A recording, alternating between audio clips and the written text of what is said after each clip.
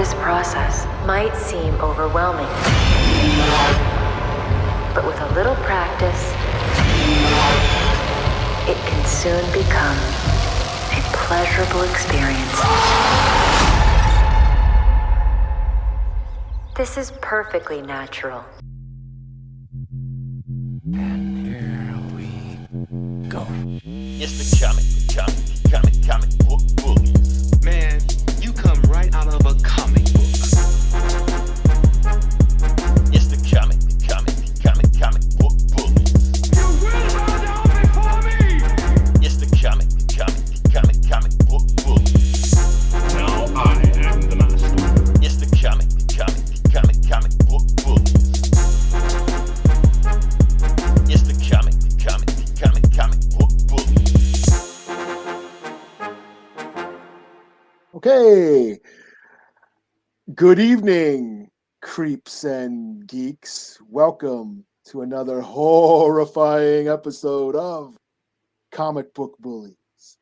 I am Eli, aka Pumpkin Spice Oatmeal, and joined me is my illustrious co-host. I finally got it right. Yeah. This is Leroy, aka Vlad the Inhaler. Yep, and we're back with so and now this is the official Halloween show. So even though we've been doing Halloween all week, because technically today is Halloween, so we're gonna celebrate Halloween. We're gonna jump into it, just go for it. Eli, before we just jump into the meat of the show, I did want to do like a Halloween thing. We talked about it in the inbox, stuff like that. So somebody brought on to my attention the other day on Facebook, like nobody even knows what Halloween came from. Do you know? 'Cause I know you're like a horror aficionado. Like, do you know where the holiday of Halloween came from? I have an idea. I'm not like an expert, but as I understand, it originated from the Celts, the Celtic. As all the holidays, Christmas. Yeah, it was like a Celtic, like Sam or Samhain. I don't know, whatever you want to be obsessive about. It's basically a harvest festival when it comes down to it. It's about celebrating the harvest. Harvesting the plants for the winter and getting ready for the winter. That's essentially what I believe. That's what it's about. They also use it as a time to remember like past loved ones. So that's the whole thing about the spirits of the dead or whatever. You can communicate, or you pay tribute to those who have passed on. Mainly your family members. Yeah. During that time, it's a time of remembrance and renewal, as I understand it. That's how it originated. But then, Christians got a hold of it, and then Americans got a hold of it and turned it into. And the candy companies got a hold of it. Yeah, then a candy company, then turned it into what it is today. Commercialism. Yes. Yeah. Yeah, but like dressing up, I believe they dressed up in like animal skins.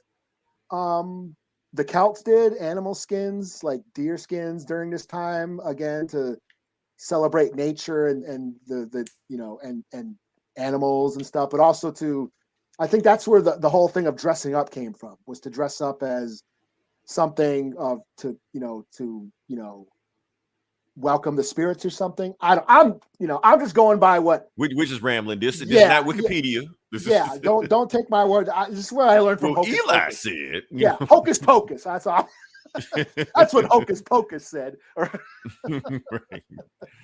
Oh man. So that's about that's about it. The comic book bullies version of the history of Halloween. No, screw what Eli said. Everything we said is fact. So spread that exactly.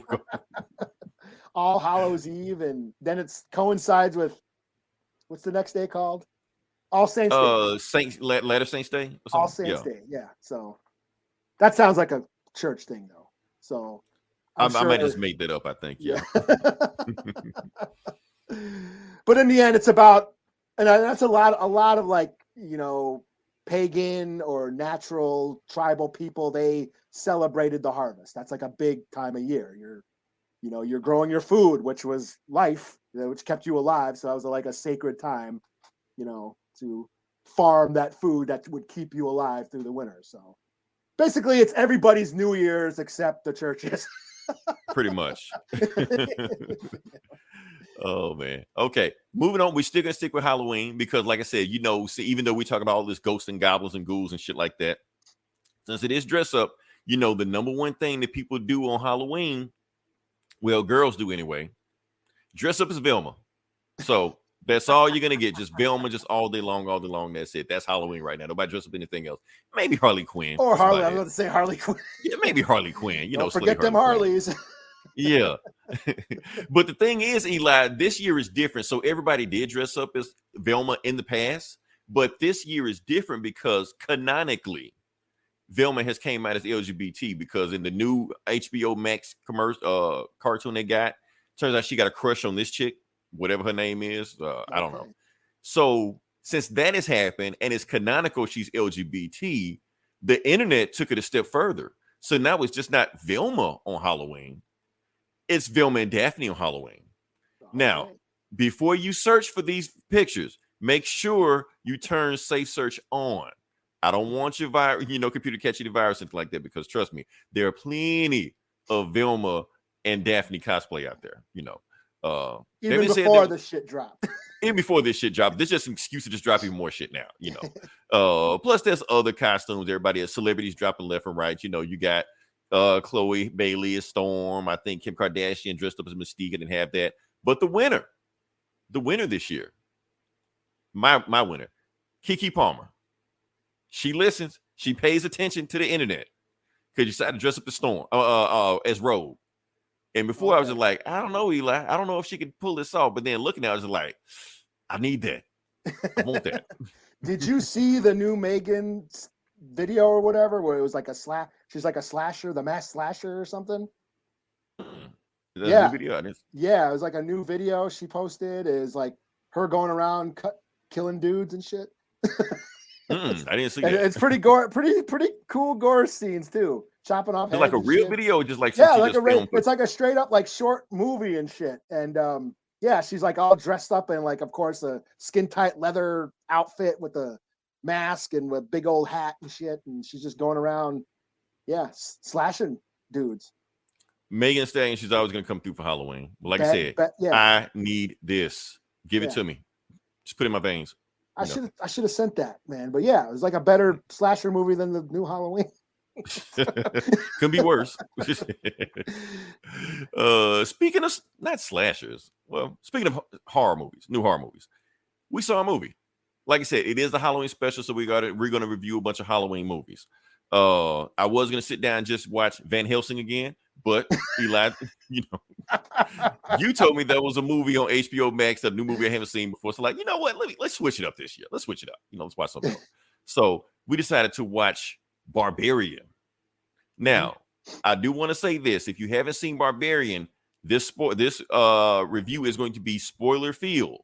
Sure. Because I think the best way to watch this movie is to not know anything about it. Because I watched the movie, I didn't watch any trailers, and watch any merch, because I didn't give a shit about the movie. So I just went completely blind. I know we're going, and that's the best way to do it. That way you can come out like, what the fuck did I just watch? That's the best way to go in. Best way to go in, best way to come out. I had a few things spoiled for me, and I was still like, what the fuck? Okay. Because like I said, I had because I heard you're the only person I know that talked about this movie, so I wasn't on my radar or nothing. I was just like, fuck it, I just watch it. But that's the best I thought it'd be funny. I just wanted to watch it with you, like watch you react to it. Oh man, no, you dumb bitch. Like I said, every horror movie they do dumb shit like that. Yeah, but when you're yelling at the screen, like what? Not really. Not in this movie. Honestly, because I watched so many of these horror movies, just like I expect them to do stupid shit. So like if they didn't do stupid shit, we wouldn't have a movie. So yeah. Well, yeah, they were doing a lot of stupid shit in this movie. And plus, when you see them do stupid shit, you don't feel as bad when they get themselves killed. You're like, well, that's your dumb ass for getting killed. Yeah, that's what you get for going in the basement again. Right. After you saw something down there last time. You saw crazy shit. Why are you going back to the house? Let's go investigate. Okay. Well, Eli, I'm gonna let you go first. Like I said, you're the horror aficionado of the comic book bullies. So I'm gonna let you go first. Just break it down. Give us what you got. Yeah, Barbarian. This is like you said, it would have been better to go in blind. Because I think that's part of the effect that the narrative thrives on not knowing what's happening, and it keeps the audience guessing. So it's about this woman who goes. It's a Detroit, like in a, you know how Detroit is. It's like a dead city now and being gentrified like a motherfucker. And I heard Detroit got pissed about that for making their city like a shithole. Yeah, she rents an Airbnb house, right? You know, for those who don't know what that is, you get to people just rent out their houses to people to stay in. I guess it's a real thing. Is it cheaper than a hotel? I don't know. Well, they're saying they're putting pressure on hotels for that. You know, hotels have to. They'll just rent out the houses for people to stay in for a few days. And when she gets there, there's a dude already there, staying there. So he was already booked to stay there. And that dude is played by that dude. Yeah, Skarsgård, the guy who played Pennywise in It. So of course, tensions start rising. You start thinking, who is this guy? Is he a creep? And for like a while, that's kind of what you're thinking was happening. Is this what is this guy gonna do? Is this guy cool? But then, because she's in a house with Pennywise by herself, and I think that's part of the reason. What makes this movie kind of clever is it relies on the audience, horror fans. Yeah, because it's stunt casting, you know. And I don't even watch. I haven't even seen the It movies, but I know who he is. Yeah. So the moment he opened the door, I'm like, oh shit, here we go. Yeah, it plays with horror fans' expectations and tropes and what their knowledge of the genre. So right away, oh, this is the guy from It. Well, he's got to be the villain, you know. So, but then they discover something in the basement. There's a secret passageway in the basement. And then the fucking movie just kind of goes apeshit after that. Right. So how far? Do we want to get into spoilers now, or we can go into spoilers now? Cause like I said, I'm just if you're listening, we're going in. If you don't give a shit, keep listening. So yeah. So it turns out the in the basement there's some mutant mom monster, inbred mom staying down in the basement who's been going around the hood snatching people and keeping them prisoners and either eating them or trying to keep them as their children or something like that. Not clear totally what she was up to. But basically, yeah, she's been going around the hood and snatching up all the homeless people that are living around the neighborhood and keeping them in cages down in that basement, in that dungeon. Yeah. That's what you kind of figure, but it doesn't reveal that. They don't reveal that to the end, because then the movie switches to the actor guy. What's his name? From what's that dude's name? Justin Long. All of a sudden, got to pick. Okay. Oh. Yep. No, not her. No. Damn it. Where is it? Yeah. It's the best pick I can get, but yeah. Yeah, it switches to Justin Long's character. He's like some Hollywood actor who gets fired from a show or whatever because he's Me Too'd. He's being accused of harassment. And I do want to bring it up also, like for instance, like the beginning of this movie, the first act is when she's trapped in the house with Pennywise. Technically, for a woman, that's her horror movie. Yeah. Now, for him, since he's a celebrity, his horror movie is being canceled. I guess I never thought of that. So, you know, that's what I took from it, you know. Yeah. So then he ends up, okay, since he got fired from this movie that he was supposed to shoot or whatever, he decides to take a vacation. And what does it turn out? He is the owner of that house that these two people in the beginning of the movie, the Airbnb. He rents it out as an Airbnb. And what does he do? He goes there, he finds the basement, and then yeah, and he's from Detroit, because he's from there Detroit. was a little line in there that was funny, because he was on the phone with his mom while at home in Detroit, and she was like, "Why don't you come home? You're only 4 hours away." You're like, "I'm gone, Mom. I can't come. I'm gonna hang up." I'm like, "Damn, this guy's a piece of shit," but okay. Yeah, like he gets to that house that he's renting, the Airbnb house. He owns it, and then he discovers the dungeon, and then he starts measuring, and he's like, "Damn, that was the funniest part of the movie." He's like, "Do I get extra footage or extra square footage? I can charge more or what?" And he was completely walking past the torture rooms and murder rooms, wouldn't even looking at him, just mystery. Yeah. So he's a scumbag, and then he ends up finding the girl down there, and then she's the one who tells them that there's this mutant mom that's snatching people and keeping them in cages down in that dungeon and shit. And then they escape, and then there's another flashback to like the origin of the house, where like the old serial killer. It's kind of like an anthology. Yes, almost like an anthology, but yeah. Yes, it switches another. We get another flash. So there's like 3 different movies in this movie to tell this story. What's going on? We get a flashback to was it the 80s or whatever? Yeah, it was 80 because it was like Reagan was on the radio. Reagan. Yeah, so there's a total social commentary on capitalism and gentrification and classism and all that stuff. Mm-hmm.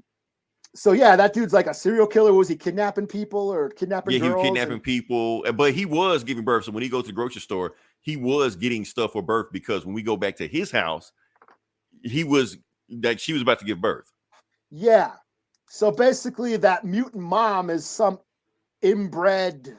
He's been doing this for years. He's been doing this for years. It's like mother of the mother. Yeah, whatever. It's super fucked up. It's fucked up. Yeah. So that kind of explains that. And then we switch back to the present, and Justin Long and that one chick from the beginning, they got to escape, and that's when it becomes like the chase, and the mother monster is chasing them and shit. And that's where it becomes like your normal standard horror flick, creature feature or whatever, them trying to escape.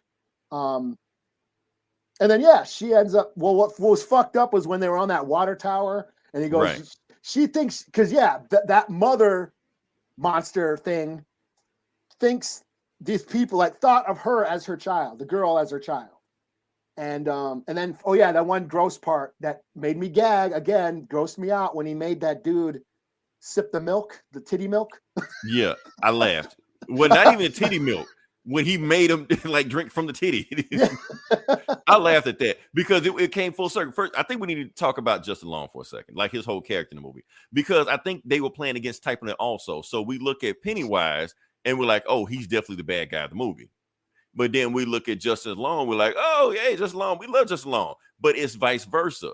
Pennywise was the good guy in the movie, and Justin Long was a piece of shit in the movie. Yeah. Because that whole thing about him getting Me Too and shit like that, he actually did that shit. Yeah. That's the thing. So, and it's almost like, okay, so you violated her. Now you're getting violated. It's coming like full circle for you. It's like you like when people do piece of shit gets to come up. Oh, yeah. When he threw her off the roof. Right, like, and that's what the movie's trying to say the whole time. This guy is a piece of shit. Yeah, so when he gets into trouble, he's going to do piece of shit things. Yeah, he throws her off the roof, thinking, she thinks this monster mom thing thinks thinks the girl is her child. So he throws her off the roof to save himself.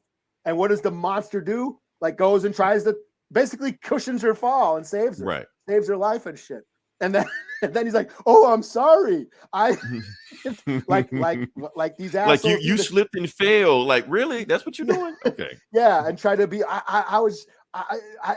would have been a waste for us both to die, and just a piece of shit. Yeah, he needed to get got. That's his whole thing in this movie. Like he never took accountability for anything he did. Yeah. So then, but in the end, the monster kills him. And then she ends up shooting the monster. The girl ends up shooting the monster. But it was weird. I won't even say weird. It was interesting because the mother knew she was about to get shot. Yeah. Like she saw her pick up the gun, saw her put the gun to her face like that, and did nothing. Yeah. She's like, well, if it's you, I love you so much, you can just do it. I thought it was kind of sad. Like I thought it was actually kind of like it's like the mother was the victim, because here's the thing. Mm-hmm. That dude that was in the basement that shot himself. Yeah. That was the guy. Yeah. Yeah. That's right. That's right. I forgot about that part. Yeah. Yeah. That was a guy that they said. That's why when Justin Long looked at the VHS footage, he was like, dude, you were fucked up. What's going on with this shit? So yeah, it all okay. So basically what happened was like she became so inbred, so strong like that, she just kept him prisoner, stuck in there the whole time. He was like, the only way for me to get out of here. So yeah. I mean, I thought it was interesting.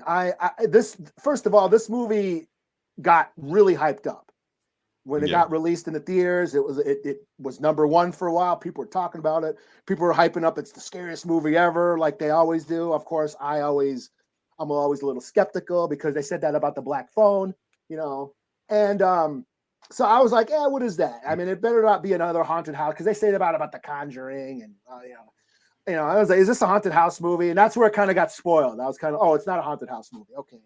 Haunted Airbnb, but So yeah, I went in. I thought it was a little. I did enjoy it for the most part.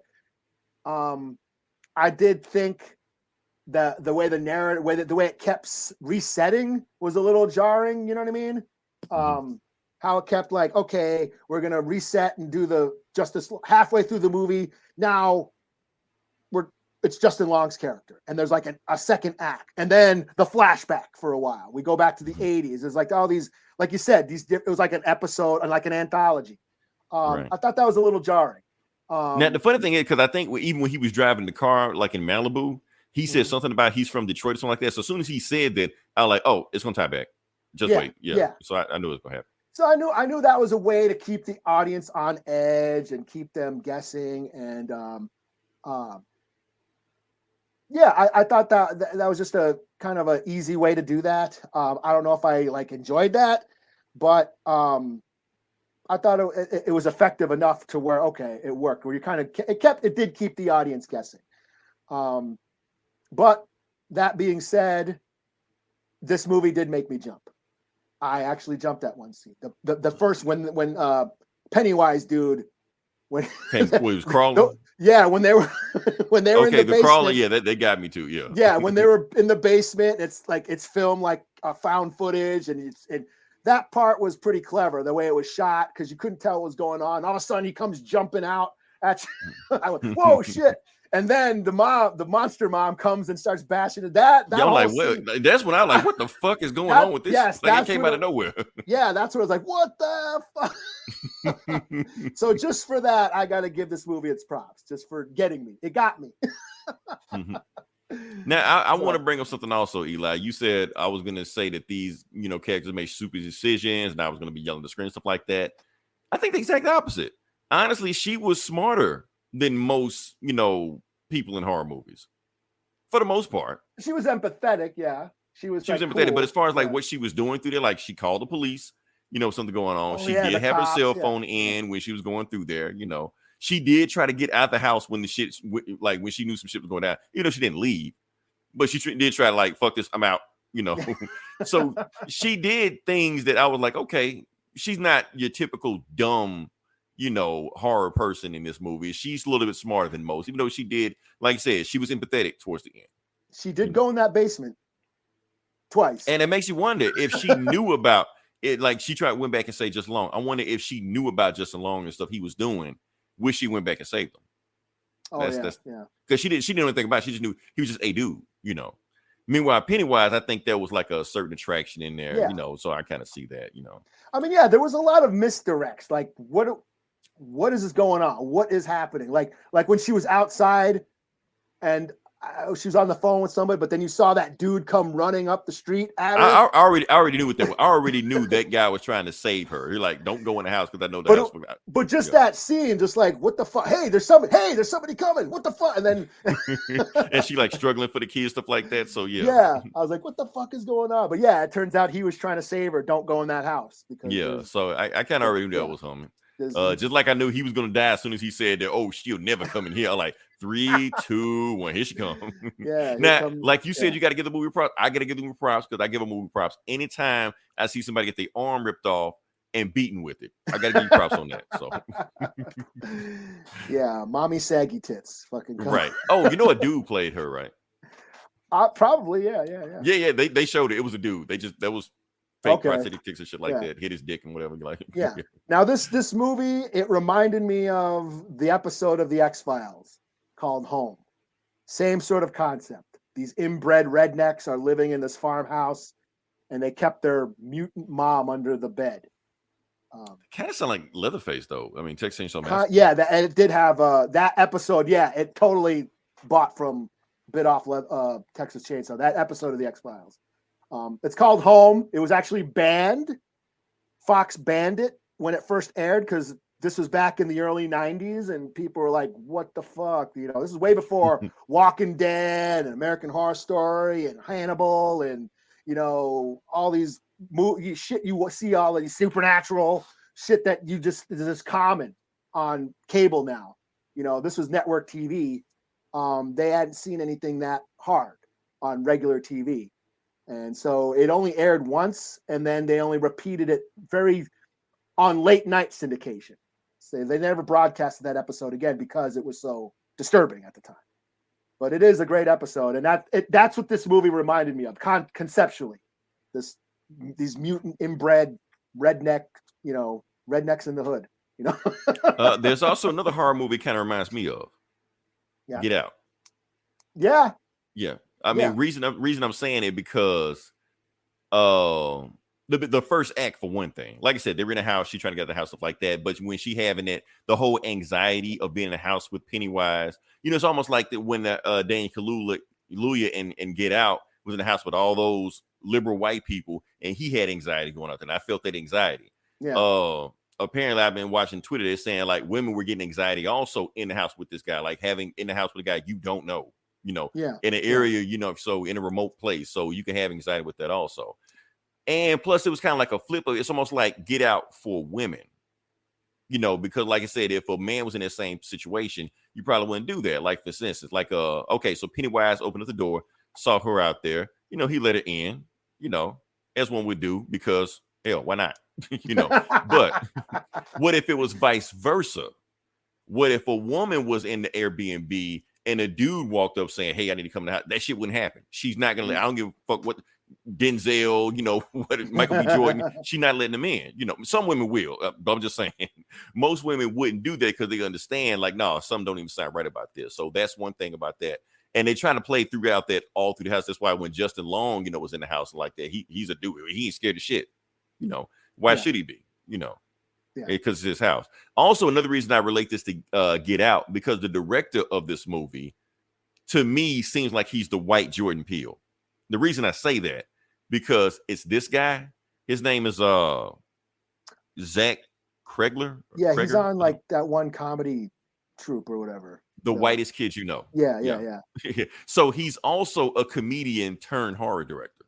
You know, there's a lot of that going around now. That's the thing. It used to be vice versa. That you go comedian, horror director, the superhero movie. It's kind of like a train you go through it. But yeah, so that's what's going on with that movie. So but also there was a lot of there was also a lot of political commentary, social commentary going on. It didn't beat you over the head with it. Like I said, because there was some Me Too shit in there. Me Too, the whole classism, the whole thing about the 80s. Yeah, like I said, it's in capitalism Detroit, and at the time it was fine. You know, gentrification. Yeah, they could be saying like Airbnbs are destroying the economy because, like I said, he just bought that one property and he said go to hell with everything else around there. Yeah, you know, so and Airbnbs are just, you know, rich people moving into the fucking poor neighborhoods and just taking over and making it affordable or not or too expensive for poor people to live there. Right. You know what I mean? So like I said, so it's there. You know, if you want to look for it, it's not beating you over the head, like, but it's there. You know? Yeah. Now I guess I got to get into the bad. Okay. Here's the thing. All right, because me personally, Eli, I thought this movie was mid. I know I'm talking about all this shit about this movie like that, but that's just how I felt about it. And the reason I felt about the reason this movie was mid, because I think this movie was so interested in subverting tropes and throwing jump scares at you and just throwing random shit at you that it didn't really feel like a story. Like what is this movie trying to say? I agree. No, I agree. That's why I felt like this was a little overhyped, that it was just subverting expectations to keep the audience on edge, to try and for the big reveal, you know. And right. I don't know if I agreed with the narrative structure of keep resetting. It kept resetting. Right, because since they kept blocking it, there was no narrative structure. Yeah. And I got to knock a movie. Now, if we're just going to just grade this movie on scenes, you know, it's a good movie. But we're talking about a movie. A movie has to have a through line, a narrative, a theme, you know, something go with it. And this movie didn't have that, you know. Yeah. That's what I look for when I look for like any movie of any genre. I just can't give it a pass just because, it has some jump scares. I can't do that. So that's basically me. Right when you got some information that you wanted, boom, you were back to square one again. Right. You know, they cutting go away they, from that first scene. It's all this build up over what's going on with this dude. Is this dude an asshole or not? Then they find a basement, and then all hell breaks loose, and then boom, restart, new scene, new character, new narrative. And you don't know what's going on for all that build up to figure out what is going on. You get a little tidbit of information, and then they take it all away again. And that was a little frustrating for me. Like, what the fuck? And plus, I got a knack for some plot holes also. I know we don't knock movies for plot holes, but I knack for plot holes because, like I said, how did they get the 2 keys? If Justin Long owns the place and he didn't give it to him, how did they get them? The place that he rents from, like the management company, they didn't give it to him. How does the house clean? Nobody cleans the house. Did the mother clean the house? I don't know. Don't they leave like the little lock box? But they said nobody came. Nobody did it. Oh, okay. Yeah, so it's just like, so what? So I'm sorry, I got a knock movie on there because if you're trying to give us a mystery, you're trying to have us connect the dots, and the dots never connect. I'm sorry, I got to knock you for that. Especially since you make it at the forefront of the movie. So that's just me. Like I said, the movie did some good things as far as jump scares, as far as acting. I love Justin Long stole this movie for me. He's a kid, but he just so much energy like that. Why is that guy not in everything? Like, why did he just disappear for a while? Because remember, like 2000, he was like everywhere. Yeah, he doesn't have he's been in a lot of horror movies, but he doesn't have great luck.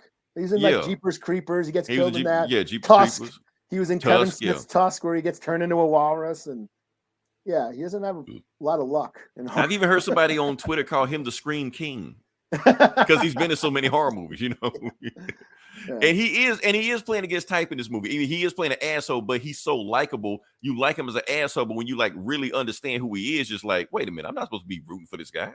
Yeah, he's a piece of shit. Yeah, he's a piece of shit. Yeah. So I like that. So some things I like about this movie, but as far as a movie, you can tell there's a first-time director. Because at times I had to wonder, was it even a horror movie? Because it was like so many, just long day to turn the movie into a comedy. Yeah.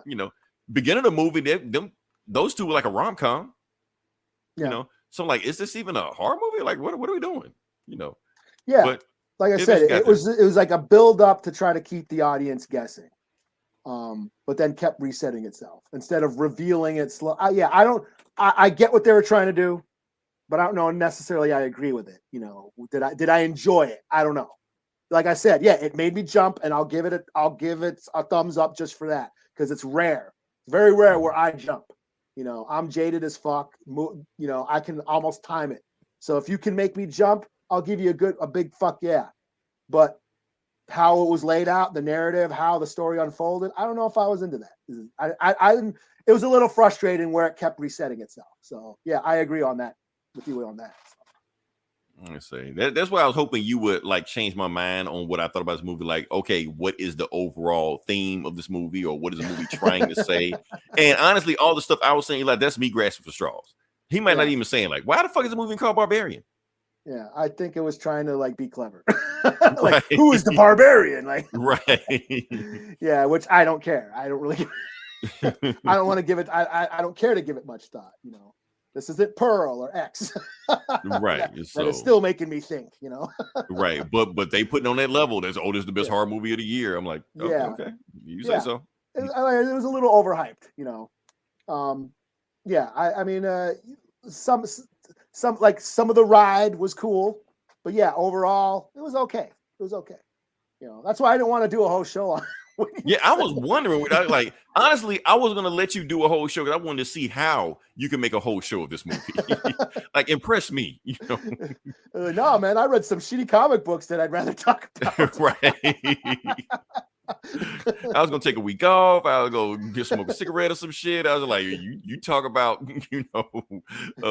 Barbarian as long as you want. Yeah. Yeah. So yeah. All right. I'll give it a 3 out of 5 just for making me jump. What? We got the same score? Oh, okay. That's rare. That's rare. Either I'm a little bit too high, you too low, or vice versa. One or the other. Right now, we right at the middle. I'm holding it. I'm holding it in high regard because it made me jump. That's the only reason. Yeah. So I'm just like, I don't know. Is it a movie? Will I watch again? Probably not. Is it a movie will I even recommend? Probably not. That's just me. It was a movie I watched. That was cool. It was a thing. Then move on. Yeah. Good to see Justin Long again. Do anything, but yeah. Another thing. That chick. I remember that chick. Okay, so because I kept looking at her the whole time, I was like, where do I know her from? You know, and then I was looking at, okay, young, attractive, person of color. There's only one place she can be from. CW. CW? It got to be CW, but technically not CW. She's from my favorite sci-fi show, Krypton. Oh, that was That's on why I know. CW. It went to the CW. It's CW-ish. So it started off with CW, and I think no, it started off with sci-fi, and I think season 2. I remember it was sci-fi. CW picked up season 2. I think that's what happened. Okay. But it's on CW now for reruns. But yeah, she was on there. She was playing Zod's mom. Because for some reason on this show, they made the House of Zod black, like all of them, everybody black. I don't know why. And I think that's a thing. Zod's mom. How the fuck old is Zod then? Okay, time travel, timey-wimey. I'm not gonna get into it. It's there. He was wasn't there. that- Zod was there. Wasn't that show like set like 1,000 years or something before? Time Krypton? travel bullshit, timey-wimey. Zod was there on the show. I don't know how. And he was calling that shit. Like he was old as fuck, like in his 40s and 50s and shit. She's that age, probably younger than we should now, because that show came out about like 6 years ago. Mom, I love you. I'm like, this shit weird as fuck, man. Like, don't do this. Oh man, but yeah, that's where I remember her from. So yeah, because it was messing with me the whole time. Like, where the fuck do I know this chick from? You know, but yeah. Move on next part of the podcast. Like I said, we got another horror movie. Like I said, this is our horror movie Halloween extravaganza. So let's see what we got. I never did the band. It doesn't matter. It's cool. Slashback. Okay. I was really hyped to see this. This is an indigenous horror movie out of Canada, Arctic Circle. I forget which tribe, but one of those northern, like Inupiaq or Eskimo tribes. It takes place on their reservation. It's about aliens invading the res, and it's kind of like Attack the Block or Attack the Res. Yes, these little girls, like 12-year-old girls, they all band together. It's kind of like a mixture of Stranger Things, The Goonies, all that, and they fight aliens that invade the res. These aliens are like taking over. They're like spores. They creep inside the body of people, of animals, and kind of take them over. And and I liked it for the most part. Once it got going, it was a little slow. It started off a little slow. Once the shit hit the fan, it was cool. The monsters were cool. Especially the humans that got taken over, they looked like a bunch of leather faces, creeping around like zombie leather faces and shit. And the effects were pretty cool. It was a little light on gore. I think it was going for like a PG-13, like a teen horror, the young adult audience, So I enjoyed it for the most part, but it hurts me to say this, but I got to call this out because this keeps happening. The performances could have been better. I get it that these are children. They're all children, probably first time actors. This is a reservation up by the Arctic Circle. Way far from Hollywood, So I know that they're not part of the industry, and they don't. I'm not going to knock them for not having acting experience, because this seems to be a common, problem with native film that star native actors. Mm-hmm. These native actors. They're and a lot of them just don't have the experience. They don't get a lot of work. The native actors are not in high demand in Hollywood or in the movie industry. And so whenever there's a full native production, which is very rare in itself, the actors that they get that are inexperienced, yes, the performances can come off a little stale, can come off a little stagnant. It feels like at times that they are just reciting dialogue. And it really stands out if there's an actor that can act, like in Prey, where I got up when I Prey. Like you can tell, like the main actress and her brother, real actors. Even though I think the brother never acted before, but he was cool. He was awesome. Yeah. But when you put them next to everybody else in the movie, and you can tell they never acted before, the line readings are like, come on, man. Yeah. And that's just a common thing with indigenous film. These actors and filmmakers, they don't get a lot of work. And that's just the move that just points out the flaw in the movie industry when it comes to indigenous actors and representation, that there's a lack of, the lack of indigenous representation leads to a lack of indigenous work experience, because, hey, like they say, how do you get to Carnegie Hall? Practice, you know.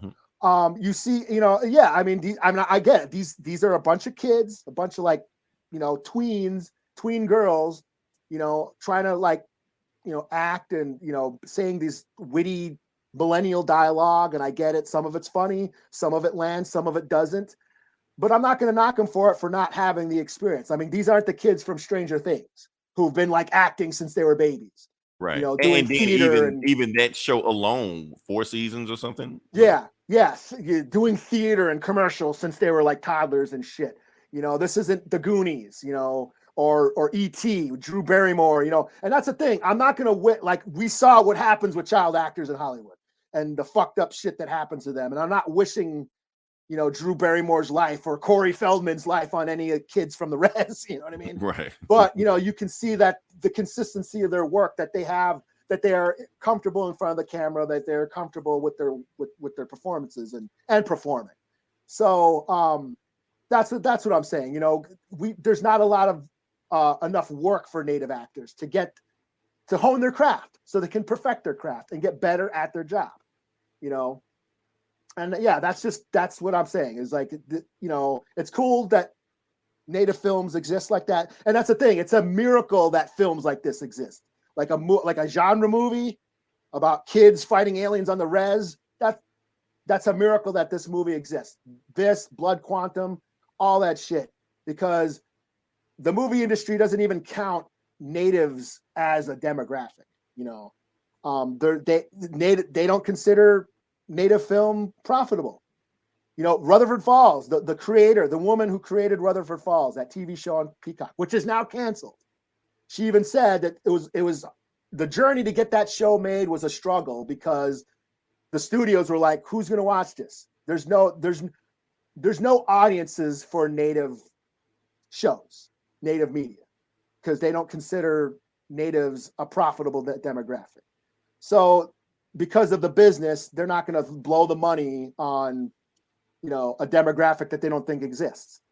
So just on that just makes these productions more difficult. It's another obstacle Native film has to overcome. It's trying to get this made, you know, trying to find the backing, trying to find the budgets to get these films made and shows made when the industry doesn't have any faith in them.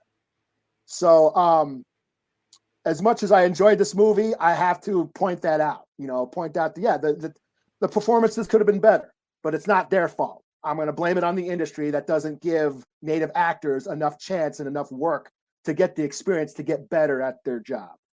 So, but here's the thing. This is experience. It's experience. Yeah. So this counts. Yeah. Yeah. So.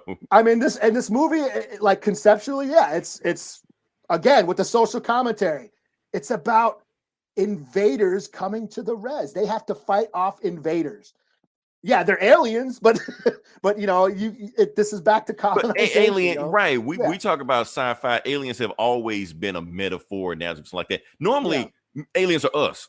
Yeah, you know. So now they're flipping it to make it, you know, the colonizers and everybody else. So it's colonization all over again. And these little girls have to fight off the invaders, these new colonizers.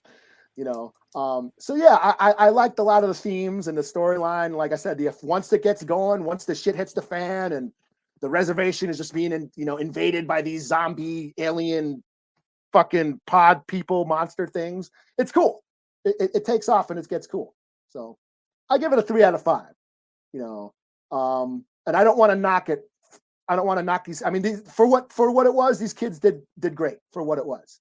You know, but hey, get them some more work. You know, not every kid in every, Disney show has to be white. You know what I mean?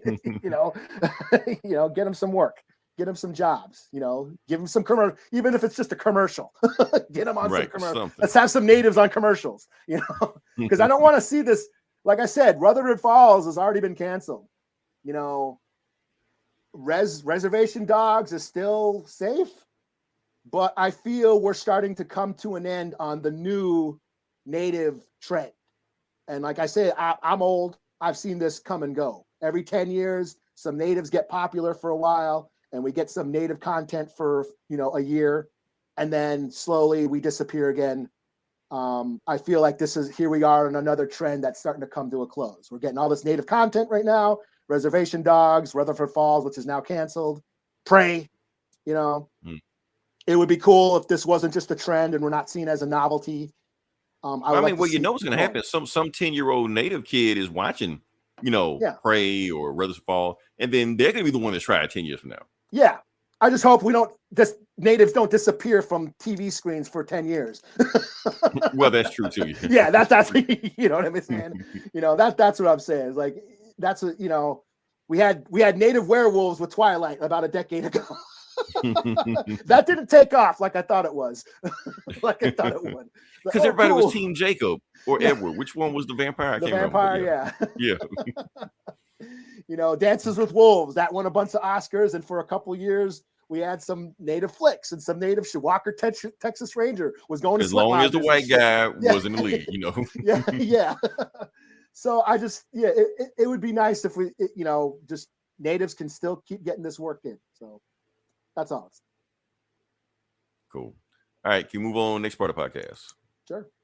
Okay, I guess we're there. All right. So yeah, this is Comic Book Bullies. We're talking about comic books. And I'm sorry, I didn't have any video game news. All I can say is the Steam sales are on right now. I might pick up something tomorrow. What were you playing the other night? Oh, God of War. Was that you, God of War? No. I wasn't even at home yet last night. No, weren't you playing something the other night? No. Oh, okay. Wait, was I? Thought you played something the other night. No, I didn't play anything. I don't think I did. Okay. Hope I didn't. I remember. But yeah. I meant to, but I didn't. But yeah. So like I said, we can go next part of the podcast. And Eli, I'm gonna let you go first. I think you got more books than I do. Oh yeah. I didn't even get any screen caps. It's cool. I'll go with, since it's horror, we'll go with Sergeant Rock versus the Army of the Dead. I don't even know why I'm going to my tablet because I didn't. I thought you hated this book. I gave it another issue. The first issue, I didn't read it because you said it sucked. So I was like, you know what? Yeah, the first issue was a little.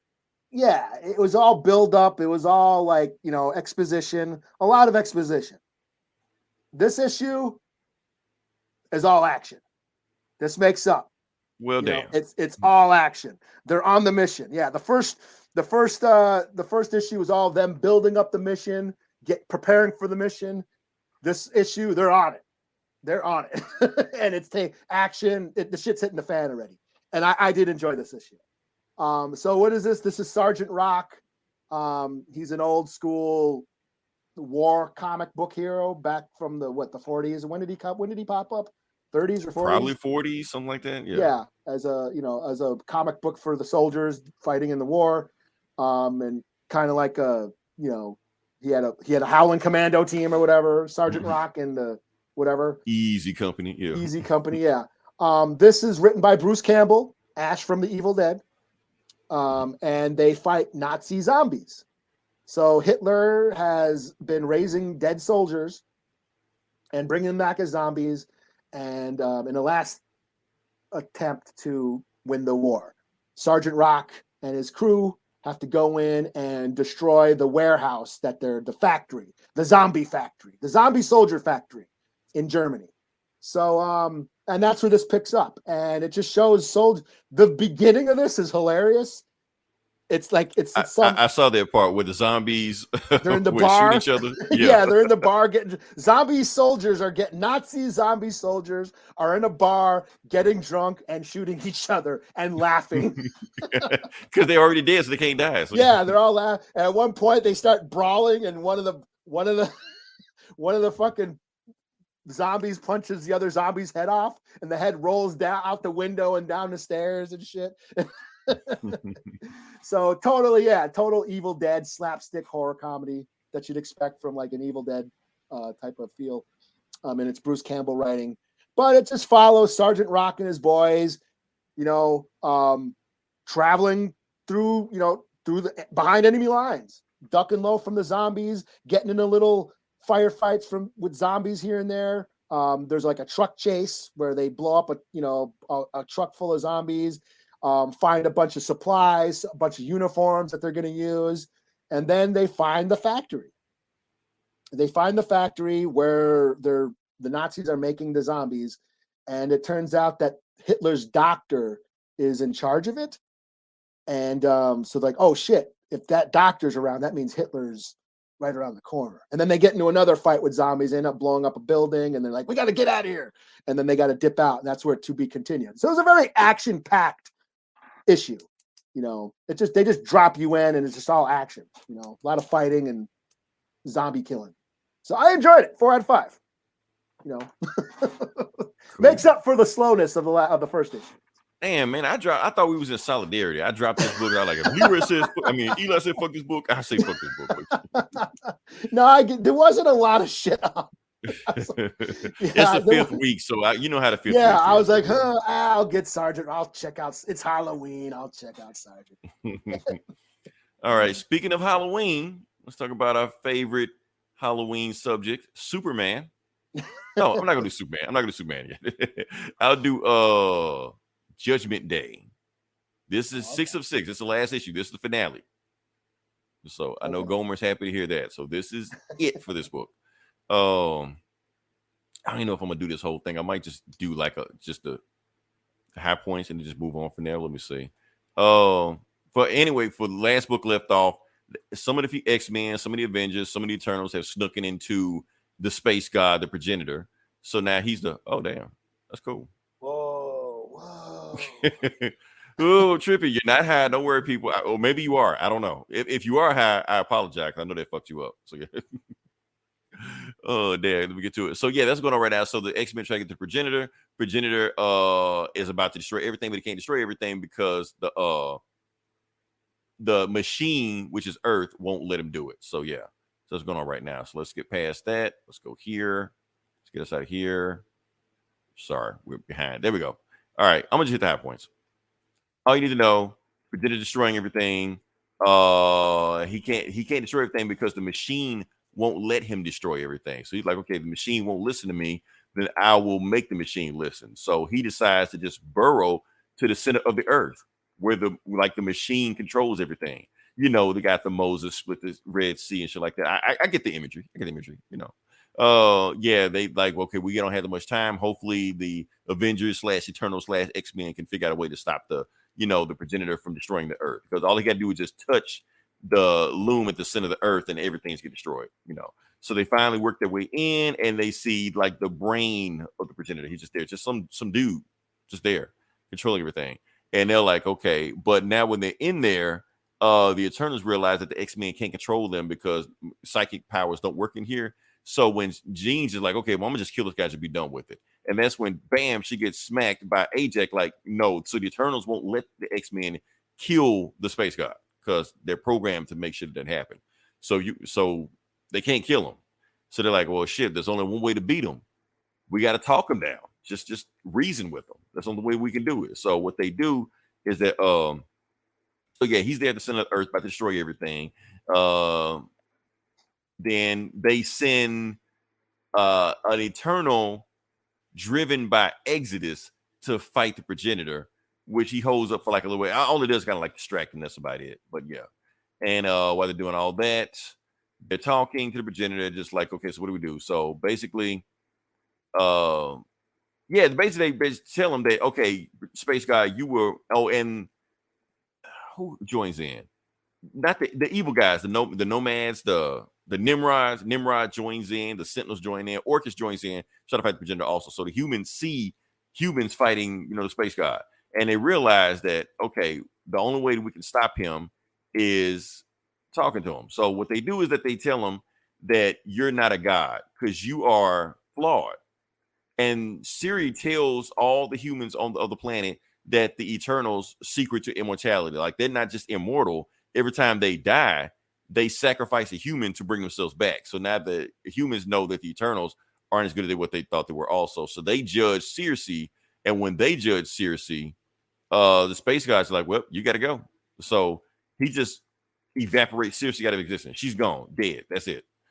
And then basically he's just saying like you can't be a guy, you're not perfect because you're made from a man. Matter of fact, you're made from Tony Stark. Tony Stark is far from perfect. So if you're in the image of him, what does it say about you? Maybe you're making a mistake right now judging everybody. And he's like, well, damn, maybe you're right. So he decides to he just makes a wish, reverses everything back the way it was, gives his power to A.J.E, and that's the book. So yeah, so everything goes back the way it was before. All the billions of people he died, they're back. Yeah, that's it. The Eternals apologize. They're like, yeah, you're deviants, but and that's A.J.E right now. She's the space god. She's the new space god. That's who they got to worship. So yeah, and yeah, they apologize to the X-Men. They're like, look, we'll give you a weapon. You can use Uranus for 1 hour. And they were like, well, why don't you? How do we know you won't come after us again? And like, yeah, y'all share some DNA with deviants, but technically you're not deviant enough to freak us out. So that's the book. Does anything else happen? I think that's it. Yeah, that's it. Oh yeah, and she's about to judge everybody. She don't judge everybody yet. So yeah, this book sucked. I'm sorry. I'm with Gomer now. I'm with Gomer now. I was fighting Gomer with this, but I was like, that's the ending. Like, so none of this shit mattered. Basically, we didn't even get the Eternal versus X-Men fight because they fought like one panel on issue 3, and that was it. So yeah, fuck this book. What you got next? I'll do this New Mutants. Get this out of the way. New Mutants number 31. Okay, was that Wolfbane on the cover? Yeah, as you can tell, Okay. I'm fucking thrilled about it. So this is the new team. Do a new team on new artists, new writers on the New Mutants run after the phenomenal, what her name, Vita Alalia run. So this introduces new characters. What's her name? Escapade. You know her? Is she? Nah, she new. I never. I guess she's new. She's now on Krakoa. She's developing her powers. She doesn't know how to use them yet. She doesn't like Krakoa. She wishes, she was back home. That she's hanging out with all the, the younger New Mutant kids from the previous run. Kind of hanging out with them, getting to know them. She had a vision, or there was a vision that her friend Morgan Webb, what's his name? Morgan. I know not Morgan Webb. Morgan Red. I guess that's he's gonna get killed or something. So she wants to save him. She wants to leave Krakoa and go save this kid. But she doesn't know how to use her powers yet. And then at some point do they go somewhere? Do they go to the mall or something? I don't know. They go out and then they get attacked by the U-Men. And then they get captured. And that's about it. And here's the thing. I'm not the biggest X-Men fan. I've said this. Never really got into the X-Men because there's just so many of them. It's just a big soap opera to me. I always come in, I want to read some Wolverine. I want to read some Colossus or Magneto or whatever. And then I buy an X-Men comic and it's, 10 pages of Rogue and Kitty Pryde at a mall talking. I just could never get into it. And that's what I feel this was. It's like, here for Danny Moonstar and Wolfsbane and Magic and Cannonball. And nope, it's new characters I never heard of. I guess they referenced, did Magneto die? That's the big thing that happened. He died in X. They referenced that. Yeah, and they can't bring it back because he destroyed his jump drive or save file or whatever. I don't know. Yeah. So it introduces all these characters I don't know. I don't know who any of these people are. And I didn't read any of the books that they are from because there were references. For so and so Escapade or whatever. Read whatever book she was in. And I'm like, I'm not. So I don't know. Fuck it, 2 out of 5. I just wasn't feeling it. I didn't really care. Well, that sucked. Yeah. But I'll give it one more issue just to see if it can't hook me, like I did with. I mean, because they hyping up this new writer. Yeah. They said what's this guy's name, or who is it? Some superstar writer, I guess. I don't know. Charlie Jane Anders. Never heard of him. Superstar artist that we never heard of. And Raphael Albuquerque. Is it Raphael Albuquerque? It says Albuquerque. I assume it's Raphael, right? Doing the art. I guess. Yeah. Oh no, Alberto Albuquerque. Don't know what that is. I guess that's another superstar. They slap superstar on anything you want to. Well, it's got more traditional comic booky art. Your standard comic book, because the last run it was a little. They're trying to like. It wasn't totally like Bill Sienkiewicz or whatever his name is. Mm-hmm. But it was trying to mimic that. But it was trying to mimic that sort of abstract style that he had. But this is more like traditional, straight up comic book art. Well, it's not bad. It's fine. I just don't know who any of these motherfuckers are. That's I mean, if I don't know, then I know you got. Yeah, and I ain't even an X-Men fan, so you got right. So, all right. So now we're going to stick to the horror theme and talk about Superman. Yeah, and not evil Superman. Superman. Kal-El. Yeah. So, yep, that's where we're going with that one. So, yeah, we're going to talk about Kal-El. This is part 3 of that Return of Kal-El book. So we continue that story. Yeah. Let's jump into it. So basically what happens is Lex Luthor visits Metallo in jail. Last time we saw Metallo, he didn't have a body, or he had like a fucked up body, stuff like that. But Lex Luthor left like a little present for him, and he fixed himself. And Lex Luthor look at him like, "Hey, John, you looking good? Like the new body?" He's like, "Look, whatever you want, Lex, I'm out. I'm not doing it. I don't care." He's like, "No, but you understand, this body you got, this is just like a test run. I give you a real body that can really beat the shit out of Superman.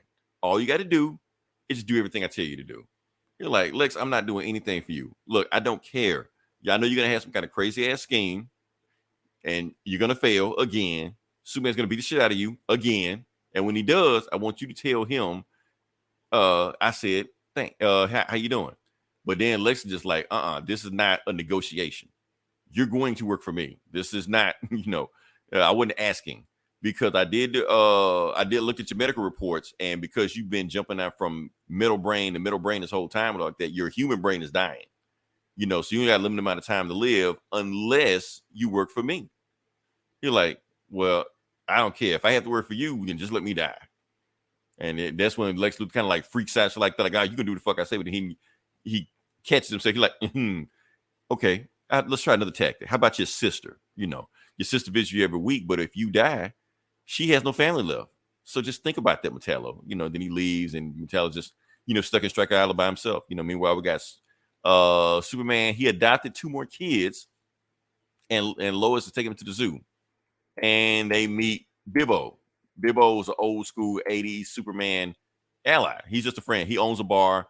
He claims he's Superman's best friend, even more than Jimmy Olsen, So he just hangs out with him and Lois. They hang out with the kids.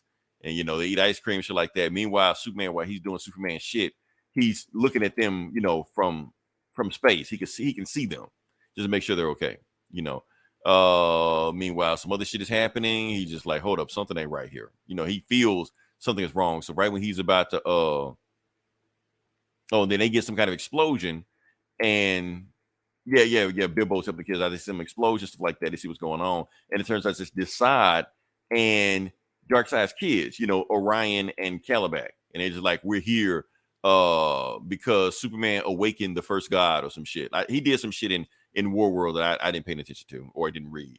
So they just like, "We've come." And Bibbo stands up like that. "Oh, y'all not doing any damn thing.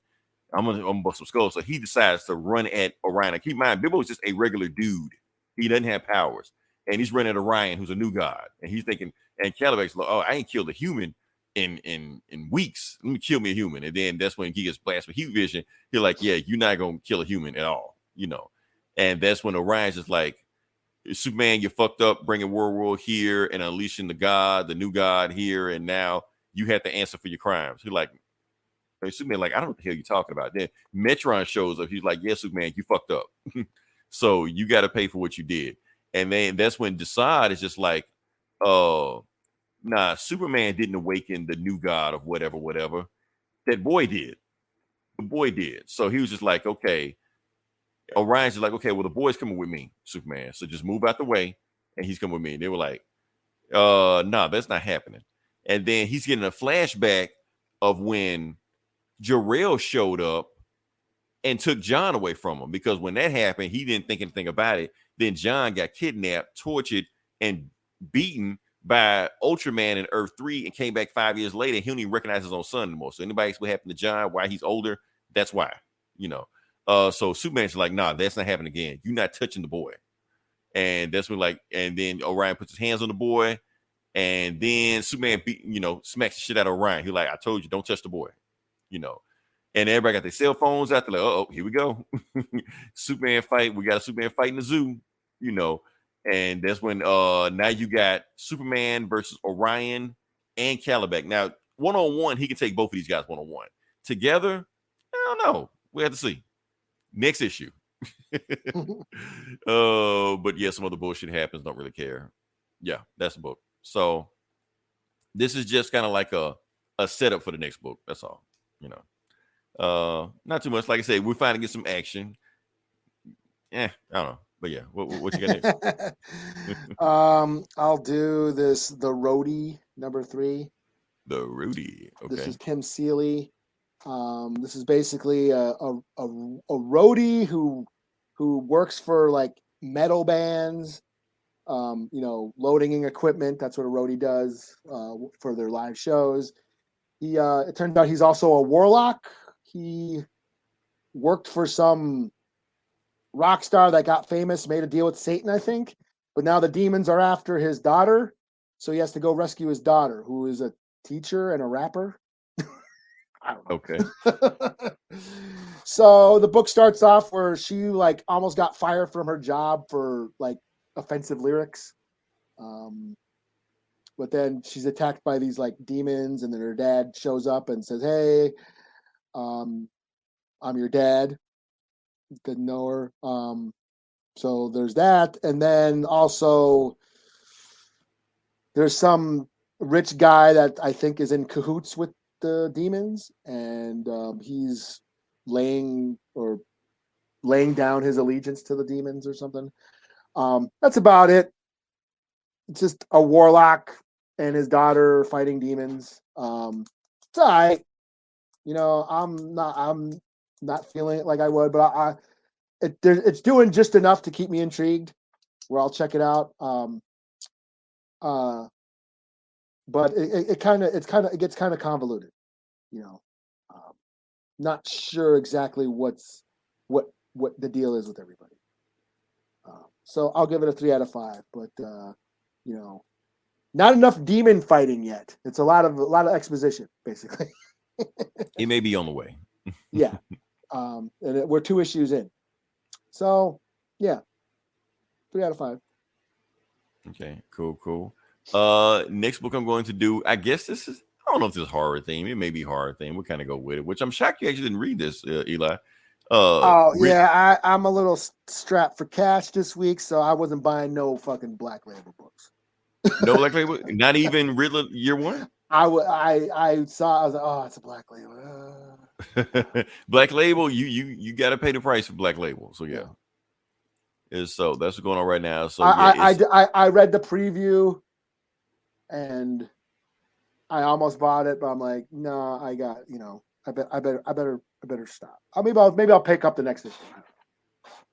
Yeah, just catch up. Yeah, like I said, I think it's like a 6-issue run. Yeah. But that's what's going on right now. So yeah, this is Riddler issue 1. This is actually written by Paul Dano, who played Riddler in the in the Batman, whatever, the Batman. Yeah. So he played him in that. And he's written by this. He's saying this is canonical to the movie. So basically, this is what he was thinking in his head when he was playing the role. So all this connects to the movie. So let's kind of just jump into it. Like I said, it's Black Label book, so it's a meaty book.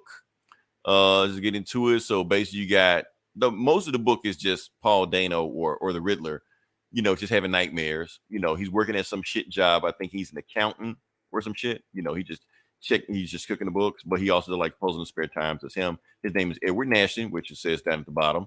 And he's got a job. Like I said, he's been at this job 5 years. His boss has been there 5 months. His boss knows nothing. All he does is bark orders him all day and calls him Rain Man. He don't know how his boss got in the position. Maybe he got a rich daddy. Maybe he just knows somebody, doesn't know. But anyway, anything Edward does, the boss gets credit for it and doesn't say that Edward did anything of it. And he's partying and having fun like that. Meanwhile, it gets really dark because it turns out that Edward also has suicidal thoughts. Like while he sees a train coming, he visualizes himself just jumping the train, just being done with it, But the only thing that keeps him sane is puzzles. So he just does puzzles all day. He cracks puzzles like that. That's the only thing that keeps his mind from like racing and thinking about stuff like that. Meanwhile, he's antisocial. He smiles at the chick. She gets up and goes to another seat. Basically he hates himself. And he sees the renewal signs, renewal gospels like that. He sees signs everywhere like that. And he's like, it's just taunting me because I know that renewal sign is supposed to go to the orphans, of the Wayne Center. Meanwhile, we never saw a dime of that shit, So that's pretty much going on. He's thinking everybody's laughing at him. It's very Jokerish. That movie. Yeah, that's what it felt. It's very much that. Yeah. So, but if you want to do it with Riddler, like Riddler failed in society, okay, yeah, that's all. Yeah, I think after Corey Cunningham, I'm a little, it's that. I'm okay on that for a while. Yeah, he's very much Corey Cunningham, Yeah. Like I said, he runs a gaming forum. He beats everybody on gaming forum. And like I said, all this was like hinted at in the movie. They didn't really just go into detail about it, but it's pretty much there. Like he runs the gaming forum, and the gaming forum just pretty much turned into a thing. Everybody's talking about him. Then they get sidetracked. They start talking about Batman. Oh, Batman's cool. So he's just some guy that just beats the shit out of people. Man, I want to do that. So Batman is even inspiring these guys. And he just upvoting everything. But he idolized Batman himself. Skip that page. Is more haunting shit. And the thing, Bill Sienkiewicz didn't do this book, but he did do the cover of this. And I think the guy that they got to draw this basically like mimicking Bill Sienkiewicz. More shit. No, what it was to say? I'm somebody at the beginning. It says, no, you're not. Basically just more depression. That's all. He's a very depressed dude. That's the main thing. But getting to the point, there's a story. This is where we get to the story where he gets the books for New Beginnings, Animal Rescue. He's supposed to like check the numbers on them. And he checked the numbers, but he finds some irregularities. He finds out that every time he goes in there, there's a payment to this place called a waterfront property, and it's always $10,000. He's like, why is it always at the $10,000?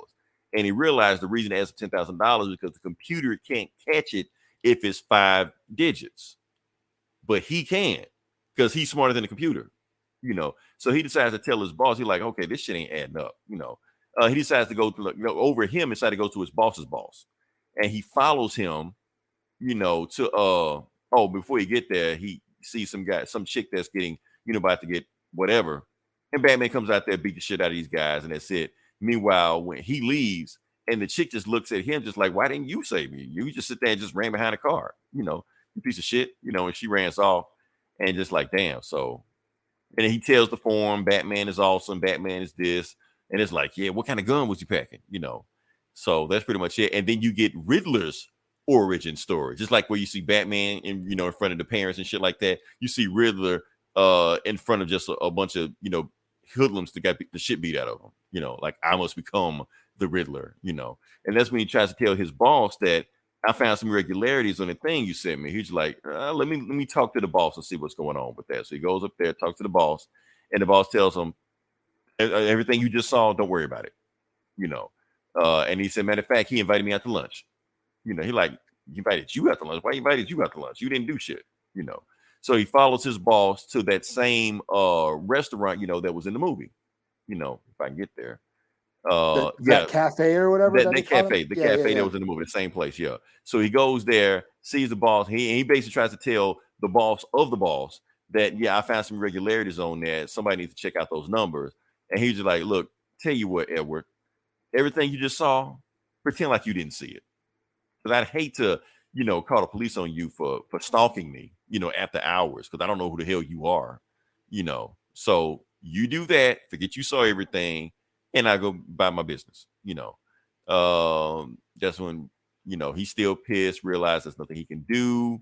You know, he just solves his puzzles, and he realized that there's a cover-up going on.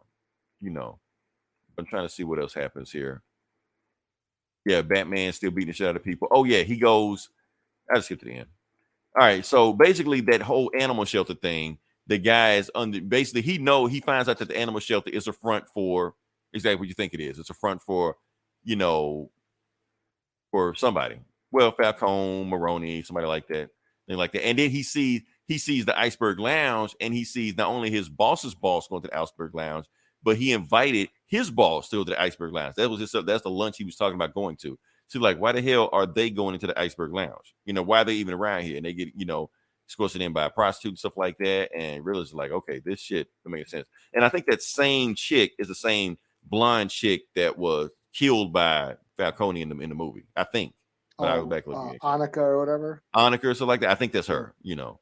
And so it says you matter and you do not. So that's pretty much the story. So it's a very, very depressing story. If anything else. Yeah. More depressing than what I thought. Basically, like I said, it's Joker. Riddler's a complete loser. You know, he's gonna become a serial killer, go off the deep end, shit like that. So yeah, it's one of those stories. So if you want to keep it going. But I feel like that's what it's going to be. You know. Okay. So, yeah. What you got? Are you gonna stay with it? I'll give it one more issue. Yeah. Well, I'm booked out. Do you know where on the Marvel app there's that Infinity web comic shit? Shit. Yeah, it's like as soon as you turn on the app, it's there. I mean, you can't even avoid it. Because I can't find there was supposed to be a new Werewolf by Night standalone story with the new Gomez character, the new native werewolf, written by a native author. Did you check the app on your phone or you went to the website? I've been checking my I got it on my tablet and I can't find it anywhere. I can't even find any of that shit. I searched Werewolf by Night, I searched the author. Anyway, I was trying to read that for this week. Oh. Because it was Halloween and but I never found it. But once I do, Owl Going Back, he's a native horror author. I actually read one of his books. He supposedly, I saw that he wrote a Werewolf by Night standalone story, but it's only on that web series that's on the Marvel app, which I can't find on my app. Are you sure it's out? I heard it was supposed to come out around the show, when the show came out, like to kind of coincide. Right. But I haven't seen. I can't even find the app either. I don't see it. I can't even find like the web series, like those web series. Yeah, I don't know, but when I do find it and read it, I'll review it.